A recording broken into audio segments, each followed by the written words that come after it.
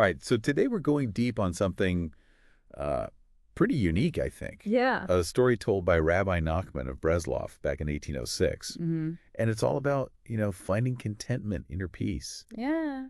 I think this is perfect for our listeners, Exactly. people who want to get to the heart of things without, Right. getting bogged down. Wading through pages and pages. Exactly. Yeah, this is really about getting to the essence of a particular understanding of inner peace.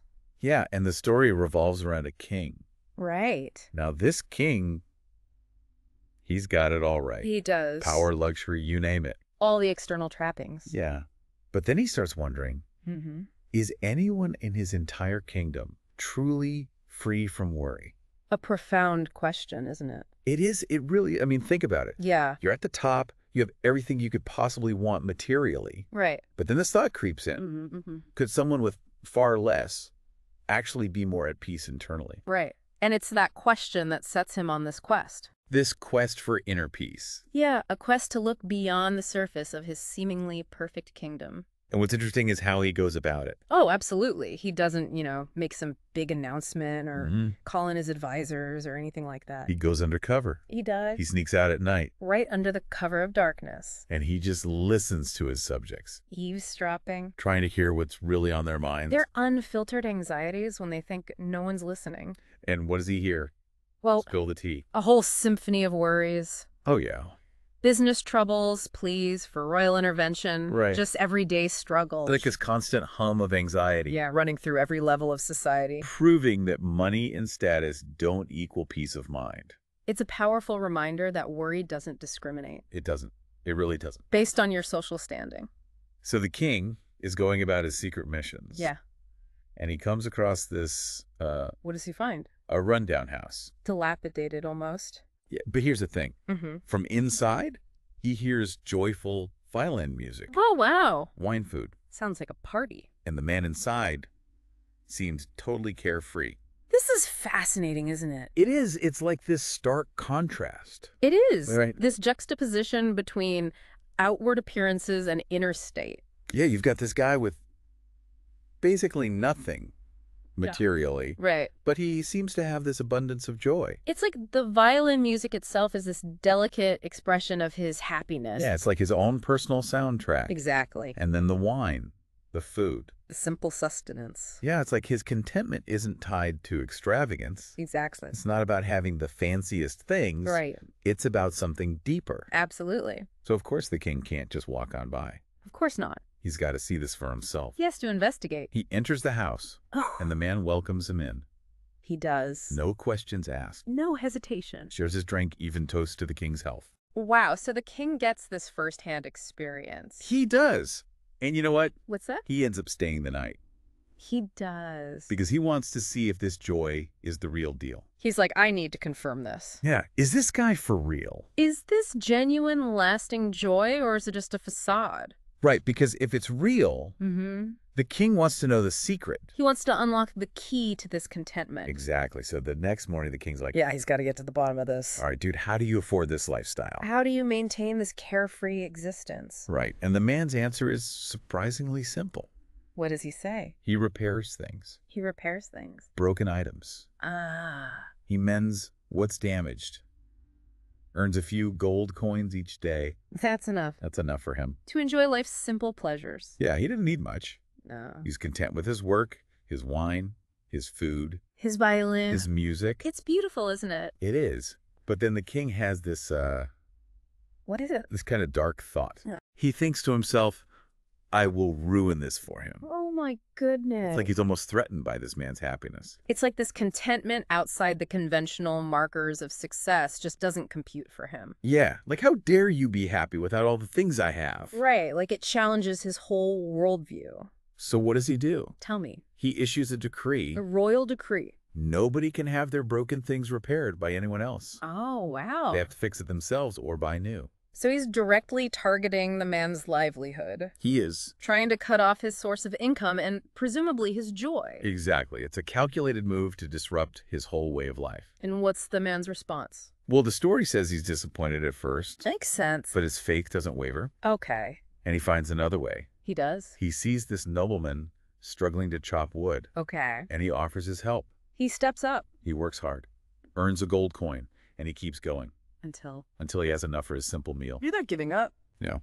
And the Rabbi Nachman adds this powerful line in Yiddish, Oh, yes. and the meal was a meal. I love that detail. It's like it emphasizes the fullness of his contentment, Right. even after this setback. Yeah, it's not just about the food itself. Right. It's about the satisfaction, the genuine enjoyment. The appreciation for what he's earned through his own labor. He's adapted. He's found a new way to contribute. And his joy hasn't diminished. His sense of worth isn't tied to a specific profession either. No, he's willing to do what it takes. To live a life that's true to himself. So the king, he can't help himself. Oh, no. He goes back to the man's house. And what does he see? The exact same scene. Unbelievable. The man is playing his violin, enjoying his food, totally content.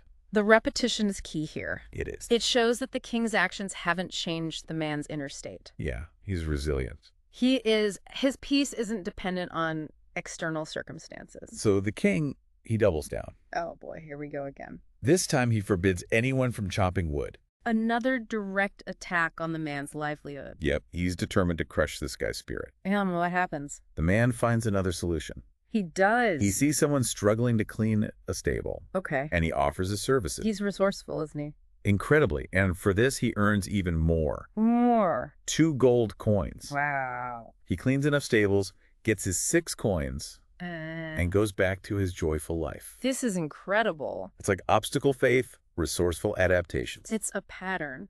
It is. What does this tell us about his approach to life? It shows a proactive mindset, a refusal to be defeated. Yeah, he's not dwelling on what he's lost. He's looking for new opportunities. He's a problem solver. And maybe he's even becoming more attuned to where his skills are most needed. Interesting. Like with the stable cleaning, he earns more. Perhaps his adaptability is his greatest asset. It could be, but the king, he's not done yet. Oh, no. He issues a 3rd decree. What is it this time? No stable cleaning. It's almost comical at this point. It is, isn't it? The king is so fixated on controlling this man's happiness. And it's not working. No, it's backfiring spectacularly. So what does the man do now? I'm on the edge of my seat. He hires himself out as a temporary soldier A soldier. to the army commander. Wow, what a shift. But here's the key. Tell me. He insists on daily payment. Okay. He gets his pay, Yeah. takes off the uniform, buys his meal. He's found yet another way He has. to provide for himself outside the usual structures. Yeah, he's thinking outside the box. He's not bound by traditional roles or expectations. His focus is on his needs, his contentment. Not on climbing the ladder or impressing anyone. Yep. So the king, I bet he's not going to let this stand. he tells the army commander to withhold the man's pay.